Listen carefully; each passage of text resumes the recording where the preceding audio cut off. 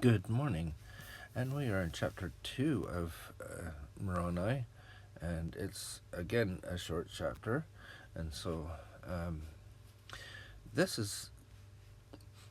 seems that Moroni is going back through and just thinking, okay, what has my father said about this or that, and what might need a little bit of clarification or whatever. I feel that he's really thinking what would be important to fill here. He feels the need to do this. He's already said his goodbyes a couple of times, but all of a sudden he's coming back and feeling that he should do this and write some more things. And so he's writing things, seems a little bit haphazard,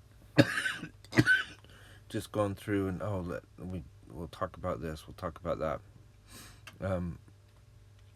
But I think there are important things that he wants to cover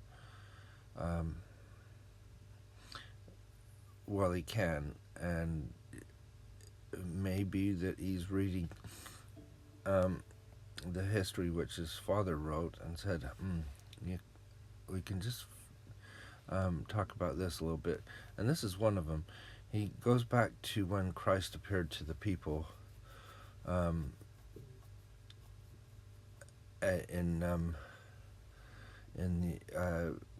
land bountiful, and we'll just read what it says. So there's not much difference between what was written, but this seems to be the actual words which he said.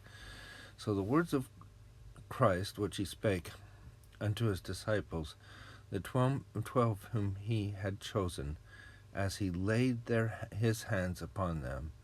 So this is Jesus actually speaking directly to his disciples as he laid his hands upon them. He called them by name, saying, Ye shall call on the Father in my name, in mighty prayer.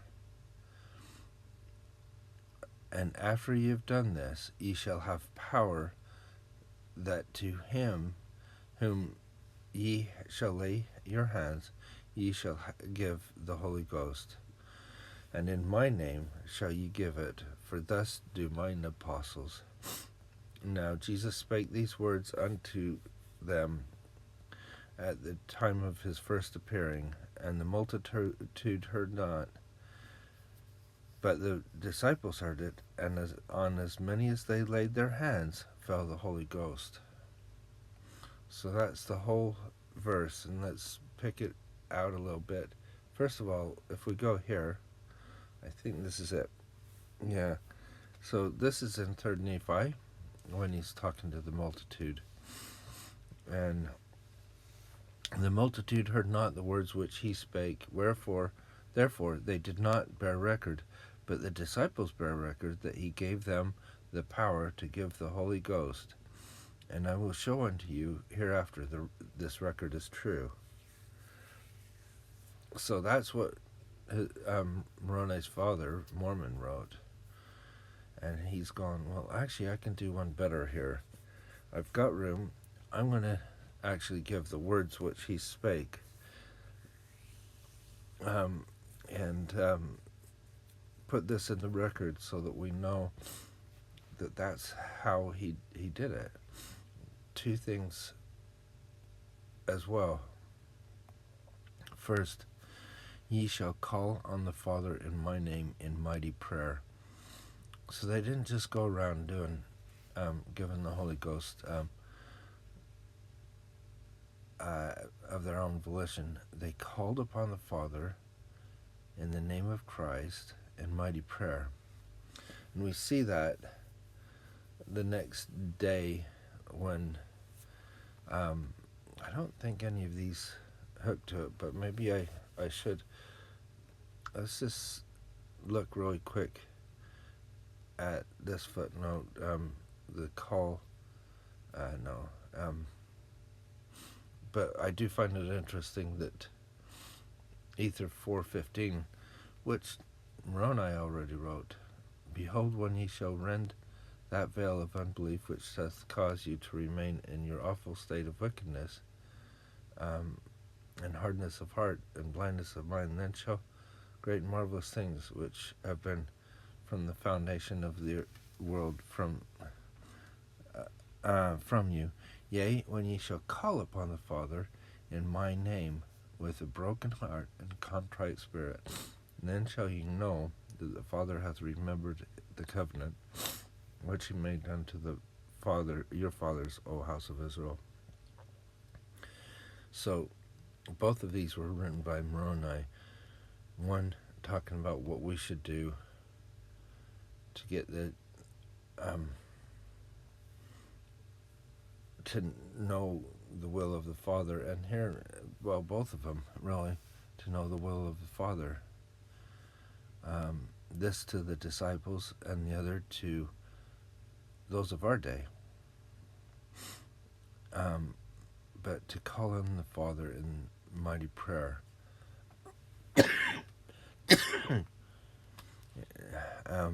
The importance of prayer in doing these things. And they did this on the second day. They prayed unto the Father for that which they most desired, and what they most desired was to have the Holy Ghost. That's how important it is. And then this word power. Often, one of the things I think about is how power is used in these scriptures, because when Joseph Smith was asked not to join any of the churches, one of the things that was said was that they had a form of godliness but denied the power. And here, after mighty prayer, they have power, the 12 disciples do, to lay their hands and give the Holy Ghost.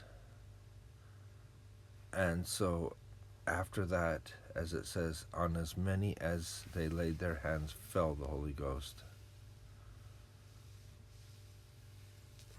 And when we look back, that is one of the great things that we have, is that power to be able to the disciples to lay their hands on and give the Holy Ghost.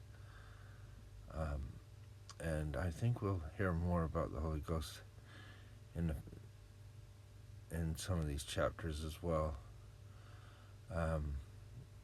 in the next 2 weeks, or next week and a half now. Anyway, I just thought it's a short one here, but the importance of the Holy Ghost in our lives is the chance for us to have revelation. Revelation is where God talks directly to us, and how better than to give us one of the Godhead, which is the Holy Ghost, as a witness to us at all times. And I think that's great. And we're going to talk about that even more in the next few days, probably Friday and Saturday, I think, when we look at the sacrament prayers. So I hope you have a really good day today, and try to feel the Holy Ghost in your life and how it affects you. And so we will see you tomorrow.